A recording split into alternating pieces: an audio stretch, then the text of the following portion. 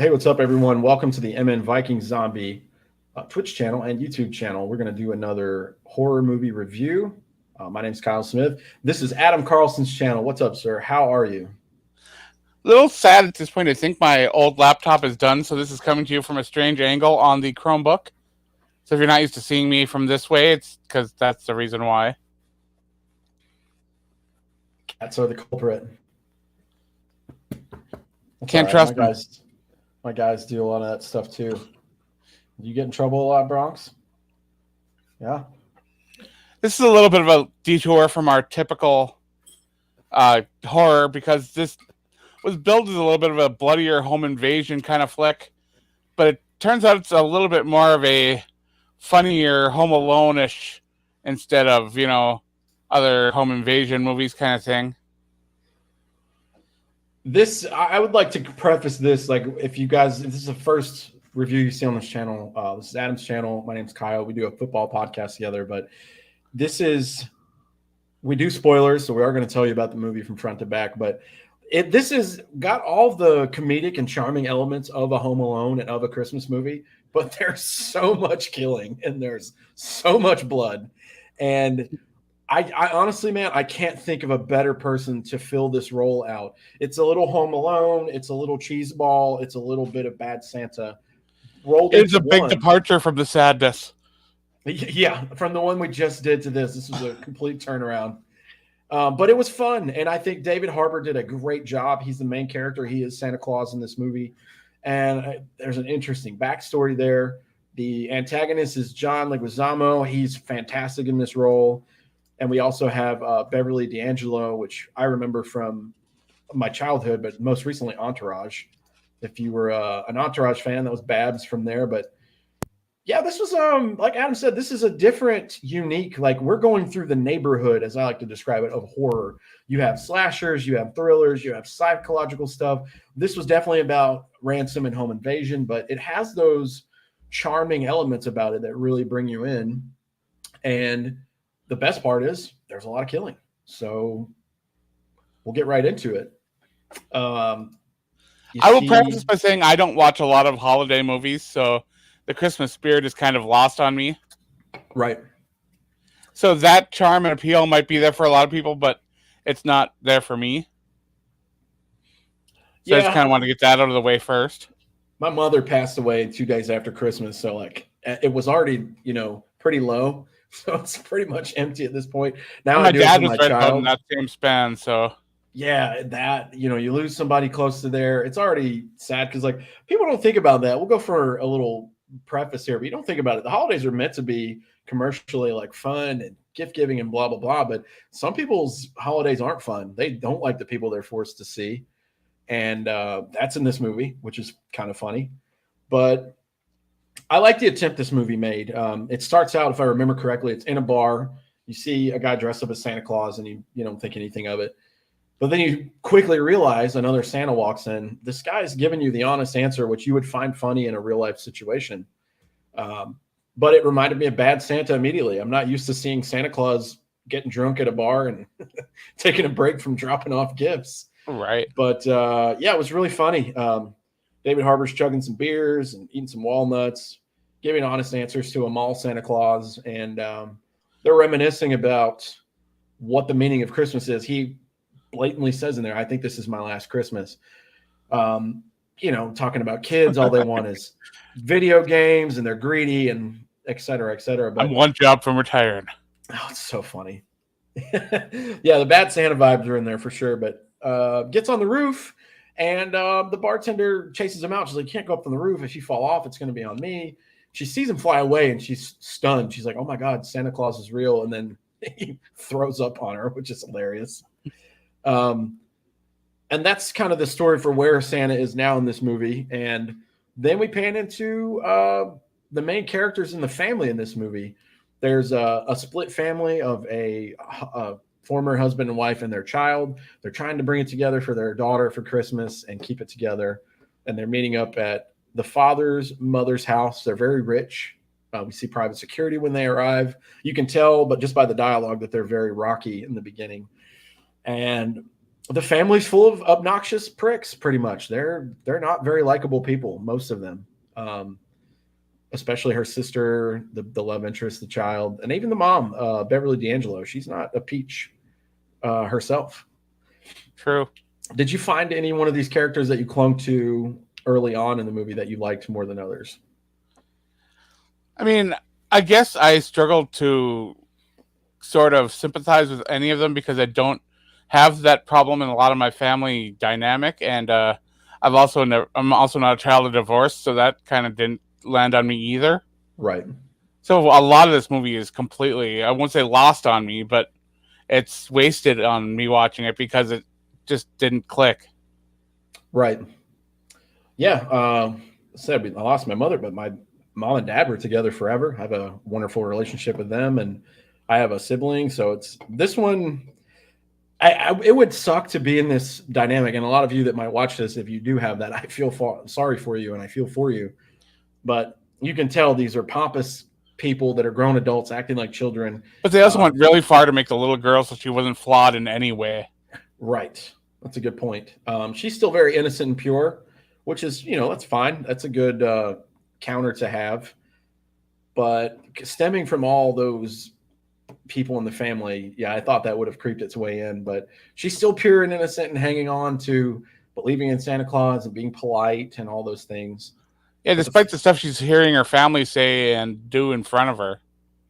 And you can tell in the movie that she's picking up on this. She sees it, but she still keeps hope, it's a nice thought. But the family members they're egotistical, they're narcissistic, and they just want money. That's kind of the preface here. Beverly D'Angelo is the mother in this movie. Her name is Gertrude, and she's a millionaire. She's got lots of money. She has a son and a daughter, which you both see with their own families now that they're grown up. And they're trying to kiss their mom's rear end in this movie because they want to get the money. And while they're going through this and meeting each other at the holidays and having lots of passive-aggressive jabs at each other, the home gets invaded. And that's when the craziness starts. Like I said before, John Leguizamo, great actor. Did we do the menu on this movie? This channel? We did. Yeah, I was just going to say, I watched that recently. I felt like we did it. He was also in that movie. I know him from a bunch of things, but I like that he's in a leading role in this one, and he can be kind of a jerk because I feel like he can thrive there. He sells it very well. Some of the best scenes are the interactions between him and David Harbour. Absolutely. Absolutely. They're both great actors, and I think they both fit their role well. John's a great antagonist in this movie. I really like David Harbour's performance because you can see like he doesn't want to hang on and do this job anymore, and he has very little to, if anything at all, left driving him to do it, but he's doing it. The reindeer are fun. You actually have the reindeer that you know from the holidays growing up, just basically dragging him around from place to place. I love that at each place he would either take something with him, like the passed out dad, he took his beers, or he would actually sit down and enjoy cookies and milk, which is hilarious. Cookie tastings were funny. They were pretty good. The skim milk. Just funny to see the humanized version of Santa and not the commercial stuff that you would see in movies or commercials before. It was really great. But Santa makes his way to this house, and he's sitting in a massage chair and takes a little nap. Oh, yeah. The home's getting invaded, and he hears gunshots, and it's kind of crazy. This is where you start to learn a little bit after this part that we're describing now. This is where you learn that Santa is actually hundreds of years old, and he was a warrior before. And it's ironic that Adam and I do a Viking podcast because I believe he was a Viking. He's got tattoos. He has a very violent past, but he's there to spread joy. And that's where the origin came from, is he's a warrior and he's going to take care of the children. So you find this through the movie. Once the invasion starts, you can see the panic set in. These people don't know what to do because they're never in the situation. They have everything they need. And then even though they have a panic room, they fight over the panic room. They fight over the panic room. They're bitching about money when they're clearly at gunpoint, which I thought was funny. They're still taking jabs at each other. I was like, there's more pressing stuff to worry about right now. But when the killing starts, it's pretty consistent throughout. I don't know if you're a fan of the channel, but I watched the Dead Meat podcast so much last year, watch the kill count to see what all they were talking about. So there's a long time between killings in this movie when it actually starts. But once the killing starts, I mean, it's pretty consistent. Oh yeah. Throughout, there's not a big gap between once it actually starts. And there's some unique kills in this movie, which we didn't get to talk about too much on the menu. The sadness was really fun. A lot of unique deaths there, but there's a lot of, it's just brutal fighting in this movie. So if you like action, this one might be for you. You do get some of the corny Christmas deaths that come in this one. Yeah, for sure. Candy cane or icicle or whatever. The ornament through the eyeball, and then he plugs it in the wall. That was unique. That was pretty fun. There's some, and I don't know if you're a fan of this one either, but there's some John Wick stuff fighting elements to this too, where David Harbour's, his weapon of choice is a sledgehammer, kind of like Thor, and he's plowing through like a whole quick response force coming to the house, and they're pretty brutal. Santa's pretty hardcore in this movie. Did you think it was weird that it didn't go like a self-healing Santa route? When he first got shot, I thought they were gonna have him lift his shirt and have it like close up and heal. Yeah, like, you know, like an X-Men or a Deadpool kind of thing. Like, I thought for sure that would be it too, because he does have, and we haven't talked about this yet, his sack that he keeps all the toys for the kids. There's a portal in there. He can stick his hand in, pull a toy out. So obviously, there's billions of kids in the world. You can't take billions of presents with you. So it just knows where he's at, what child is there. And if they're on the good list, he can pull a toy out that's going to be for that child. And I thought because he had that magic and he had the magic to go up a chimney, pretty much like a ghost in particles, I thought the same thing. That's really funny you brought that up, because I just assumed that he's magic and he's never going to. And then you still get that one cool kill where he grabs the guy and does the magic to go up the chimney, and the guy definitely didn't have the magic. Yeah, that was John Leguizamo's character at the end. That was one of the unique kills in the movie, which is hilarious. Yeah, I thought the same thing, man. I thought with all the magic that was going on, and he's been doing this job for hundreds of years, I guess I just thought that he had immunity, but he's very mortal. Has to do a lot of warlike self-aid buddy care to himself, and you see that human side of him. He's talking to the little girl in the movie. Let me get her name real quick. Trudy, played by Leah Brady. She did a great job. He's talking to Trudy in the movie on a walkie-talkie, and they're kind of tag teaming it, saying, "Hey, I'm here. I need your help." He agrees. He's starting to get his Christmas spirit back to help her out because he sees she's an innocent child. She believes in him. And I also thought what was really unique, because there were a lot of dead spots in this movie where they had to just fill a lot of time with like. Yeah, because that is to fill a whole movie with the premise from this. I mean, they had to kind of stretch it out a little. They did. I think there could be a good 15 to 20 minutes of trimming the fat from this movie, but yeah, it is what it is. It was still pretty good overall, but I really liked when there was a pretty much an homage to Home Alone, and they've referenced it in there by its name. Trudy's upstairs in the attic, and she set some traps. And there are some brutal scenes where two of the henchmen there get killed, and they're pretty unique. It does fall into stupid stormtrooper henchman area with the one unkillable person going against an army of people.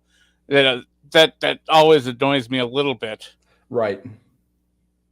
But yeah, when I came into this movie, the way it was advertised at first, I was expecting a little more of the Bill Goldberg Santa sleigh style of movie where Santa just, went on a rampage and was a killing. I get what they put the holiday spin on it and made Santa good, and made the family dynamic and tried to put a little bit of a more wholesome spin on it. I get that, and it's probably really good for the franchise if they decide to make another one. See, that's the thing. I really don't think that there is any premise to make another one, but they absolutely could. I think David Harbour's. Because I know this movie did quite well at the box office. Oh, good. Yeah, I think I saw that, because what'd you stream this on? Peacock? Yeah. Yeah, it'll give you the ratings, which I really enjoy. That's a little feature they put in there that's kind of cool. I guess they could, and I think the rise with Stranger Things and David Harbour having a good chunk and role in that, it's definitely helped him elevate to a more worldwide thing. So him being the main character in this movie pretty Most cool. people probably do know him best from Stranger Things, but Right. that appeal right there with Stranger Things being so hot too. I mean, it probably drew a lot more attention to the movie also. I mean, Exactly. Yeah, that's exactly where I was going with that. I don't know that I would watch a second one from this because I kind of feel like this was enough and then some, and not in a good way. But overall, I mean, it's a fun movie. The kills were great. There was a lot of it's just brutal violence in the movie, most of it, and I thought it some more of was the scenes I thought were kind of good was when they were talking about killing one of the hostages, and the hostages were arguing over who should die. Those scenes were fantastic. I think those are kind of real too, because like if you have to fend for yourself in that situation, you're going to hope that you can live as long as you can. And there's so many people to root against in this movie, which was fun because I wanted to see who was actually going to possibly get killed. You get to see the douchey character. I don't remember his name, but I remember he was in that martial arts movie that I loved. I won't back down or whatever. Terrible movie, but I liked it anyways. Where's he at in here in the credits? Cam Gigandet plays Morgan Steele. He has like a shitty Johnny Cage character from like Mortal Kombat, and he thinks he's an actual like true bona fide badass. I love his death in the movie; it's hilarious. But I mean, you know how we were talking about how some of the previous movies had trouble figuring out what the message is. This one is a movie that definitely hammers you on the head with the message. Every message they had, because they have multiple. Right. Yeah, they drove that home really well compared to some of the other films that we've reviewed. But it's an ebb and flow. It's a seesaw effect. What I liked in the movie, some other movies didn't have, and then like you said, they drove home a point here, but they kind of overdid it. And like I said earlier, they could have easily trimmed 15 minutes off of this movie. Absolutely, with a lot of the dialogue and whatever else. But I came into this with a mindset of really just like. I'm with you. I like classic Christmas movies. I haven't had one in a while that I've liked that's newer. I just wanted to see what it had to offer, and I came in with an open mind, and I wasn't super disappointed with it. It had little bit of a Scrooge vibe, if you like that movie. Yes, it's a good one. I don't want to be over with this review so fast, but it's I don't know. I would say see it because if you're a fan of these actors and actresses, they do a good job.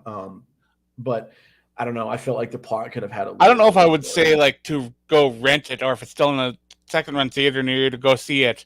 But if you have Peacock or have a free trial for Peacock, it's worth a go. Especially since Peacock does have other really good stuff available too.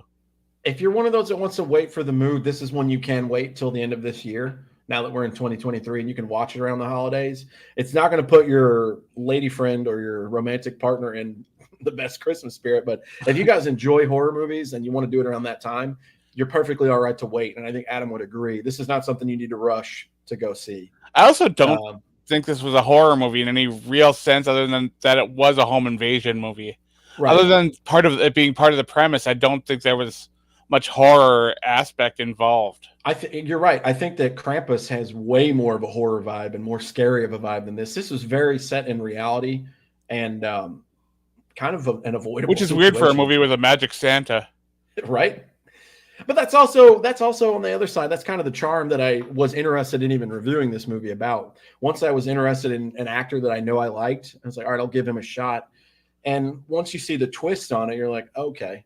They brought elements from other movies that you've probably seen that you'll like and kind of try to mix it together in kind of a thriller home invasion gumbo, if I had to describe it of anything. But yeah, definitely don't rush to see this. This isn't going to wow you in any way. This isn't a generational film by any means, but I'm glad I watched it. I probably wouldn't watch it again. No, I won't watch it again. And if there's a second, I probably won't. If someone says they want to watch it, I'm not going to stop them. Yeah, for sure. But if someone would ask me to recommend them a movie, this probably wouldn't be it. Right. Yeah, this is flat across the board. Just kind of it was okay. I don't know. I think I wanted to like this more than I actually did, and I don't know. Yeah. To me, after I watched Violent Night, I watched Megan, and that was a completely different experience. I'm going to watch that tonight, and we'll review that soon. That'll be fun. Yeah, that'll be fun to talk about. But yeah, let's do our rating. We always do a rating of these movies. What would you give this on a 1 to 10 scale, Adam? Like I said, I usually go by the schoolyard, 100 to 0, 60 being passing. So I'll give this a 63-ish. It's above passing. I wasn't upset I watched it by any means, but a 6.3 out of 10. I It could have done more, and I think that one of the only reasons it does get as much as it does, the effects were cheesy and the kills weren't the best, but I think the cast was stellar, and the way that they interacted with each other was fantastic. The setting, cinematography, everything to do with the house, the way the house was all laid out and everything. I mean, it definitely is worth a watch, but I don't think much more than that. Adam nailed it. Watch it if you would like. We're not going to be like, no, that movie sucks. It's terrible. We're not going to say that. It wasn't terrible. We're also not going to say rush out and see it. Well, yeah, we're not going to say that. It's even across the board for me. It was like, it's all right. We've reviewed movies that we did not like on this channel, and I don't put it in that category, but I will say it's not far above that, and it's definitely not up to some of the amazing ones we've seen. It's a very commercial film, so right. I mean, we've done foreign French films and stuff like that. This is definitely different from all that. Yep, that's a good point too. Very, very Hollywood, very commercialized. I'm going to go just a little bit lower than you, just to get it kind of in the middle. I'll give it a 5.5. It's for you, 5 is middle of the road, so it's like it's a tap up from middle of the road. I think we're both on the same page. Right. It's one of those where, like you said, the actors that drew me in, I like what they've done previously. I think they did a good job. The plot lacks a little bit. There's a little bit of fluffer and filler that I don't really care for. And yeah, it was definitely felt longer than it needed to be. It's also a Christmas movie. I'm not super into those, and neither are you. So this won't be a glowing, no 5-star review from us. But if you get a chance, check it out. Maybe if the trailer interested you, check it out. Yeah, absolutely. I will say, for this being a horror movie channel, this was a different departure for us. But if you like blood and you like killing, there's a lot of that for you. So that's the main selling point that I would tell you to see. We do have a blood splatter here, and that usually is for movies like The Sickness, and the last 2 we've done, lots of blood. So lots of blood in the last 2 sadness. Reviews. Yep, there've been a lot of blood. But yeah, I think that's it for Violent Night. We have agreed on Megan, which is out, I think, still in theaters, but you can also stream it now. It's weird, isn't it? So weird, man. Like, we grew up on VHS rentals and watching stuff on TV and the movies, and now I know Halloween Kills really. I was surprised when it said it was ready for rental already. Right, me too. Especially since technically it's still January. Like, just seeing this in theaters a month ago. It's still in theaters in some other places right now. But Halloween Kills, Jamie Lee Curtis was really big about that with that film. Was, I don't care where you see it, I just want you to watch it. And I thought I appreciated the notion behind that. It's just kind of something we're getting used to. Adam and I are getting older, and we're like, dang, remember back when you had to go to the movie store? But now you can just watch it anywhere. So it is kind of nice to be able to watch from home. It's very comfortable, very convenient. Yeah, I've got my big screen up here in my home gym, and I still haven't moved my computer out of here. But... Are you a popcorn guy? Do you make popcorn for movies? No, but I do have snacks. If I go to the theater, popcorn every time, but I don't make it at home. I'll usually grab like whatever's terrible for me. Here's a little secret for the channel watchers. I hate popcorn. Ooh, Adam does not approve of popcorn. Nice. Popcorn is just a vessel to feed you butter. That's so true. It's crab legs and lobster too. It's just more expensive vessels to give you butter. Now I'll fight you on the lobster. I do love a lobster tail. I love shrimp and all that, but butter is kind of funny because obviously corn is just another see you later food because it doesn't do anything for you. There's no nutritional value for either of those. So that's funny. Learned something new today, man. But yeah, we'll be back. We're going to review Megan here soon within the next week. And you can go and you can get your large popcorn and your large Starry soda. And pay $12 for each. Have you tried the new Starry? I don't know what that is. Pepsi got rid of Sierra Mist, and now they have Starry, which is their lemon lime drink. Really? I'll give it a whirl. This stuff that I have locally here in North Carolina, Sundrop This is the cherry lemon version, but theirs is a citrus flavored soda, the regular Sundrop, and if it rivals anything with that, I'll be a fan. But Well, I that's didn't. not really. This is like a Sprite, you know. Yeah, I was gonna say that I'm not a fan of Sprite. I do like 7-Up, especially cherry 7-Up. Yeah, this would be closer to that. That's very good. Sprite always left my mouth kind of dry, and I didn't like that. But living where I am, it's all about the ginger ales and all that. So I mean, but you don't go to a movie theater and get a large ginger ale. No. If I'm willing to spend the money on the snacks there, which I don't like doing, I will throw in, they have like the Nestle Crunch or the Reese's Pieces. I'll throw it in the popcorn so I can get it later. But Do you remember the last horror movie you saw in theaters? well, technically, we did it on the channel, the menu, but I don't consider it horror. The last true horror film that I saw was we did X last year. What was the prequel to that for the main character? What was her name? Excellent horror film. Highly recommend. Damn it. You liked that one a lot more than I did. X was good. It's the prequel to that. That was the last true horror film that I saw in theaters last fall, summer-ish. And I Mine was the remember reboot of Child's Play. Nice. Did you enjoy it? I know you like your Aubrey Plaza, so you probably saw it. I did. I didn't. Yeah. It was fine. I like the old Chucky's more, but it's hard. It's hard for me to sell, even like us being Friday the 13th fans. Even when I gush over the new ones just because I love the story, I still prefer the original. It's hard to beat the classics, the ones you grew up on. And it's not just I don't think it's just nostalgia either. No, it's a feeling. That's the best way I can describe it simply. It's just a feeling you get because the acting, the blood, the effects, they're all great. And they're, back in the day, the terrible effects and the cheesy acting, whatever. But I remember the feeling I got when I saw it when I was younger because I couldn't believe someone made this and like they're going to show you someone dying or getting hurt. Obviously, they're way better now, but I don't know. Yeah, maybe I just get older. Speaking of all this, Violent Night felt very modern in almost every aspect. Yep. Absolutely. Even Santa's scroll in that movie was digital. Fun fact. Yeah. Which makes sense. That's actually practical, but it was funny to see. But I think a half an hour is enough to talk about this movie. I don't think we need to go too in depth. This wasn't really a deep movie. I hate saying that because of how popular it was, but there's not a lot to dive into this one and take apart. Right. Yep, you said it best earlier, man. This is a commercial film. This is Hollywood. There's not a lot of depth to this one. So what you see is what you get. But I'm going to get to work on trying to figure out what's going on with this laptop over here that the cats seem to hate.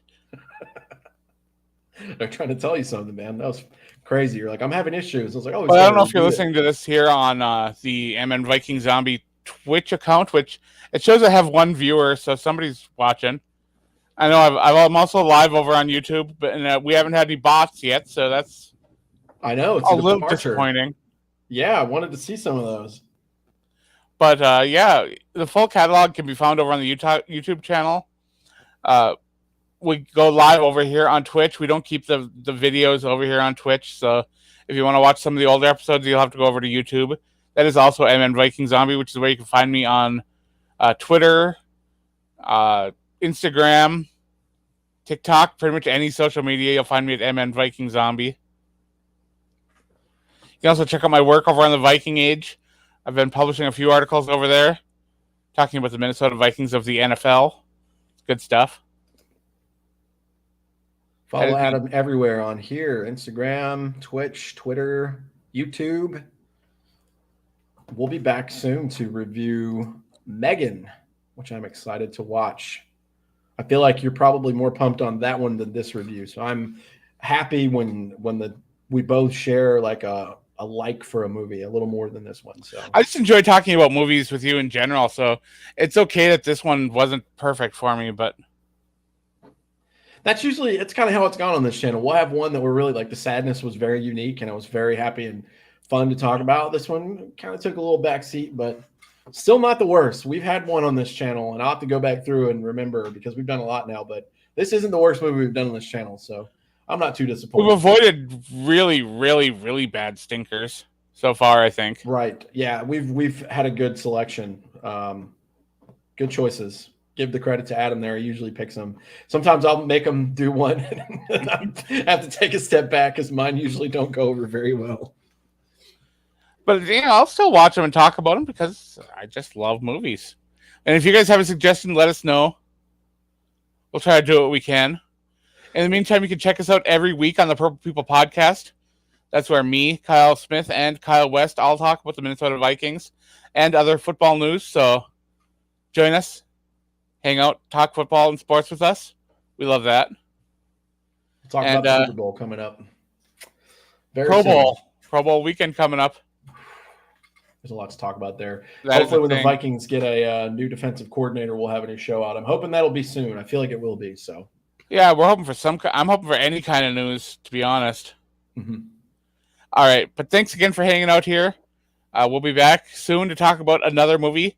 Right now it's penciled in as Megan. We're hoping that'll be the case. If not, the card is subject to change always. In the meantime, we'll be watching a lot of horror movies and hopefully watching some good football. So stay bloody, horror fans.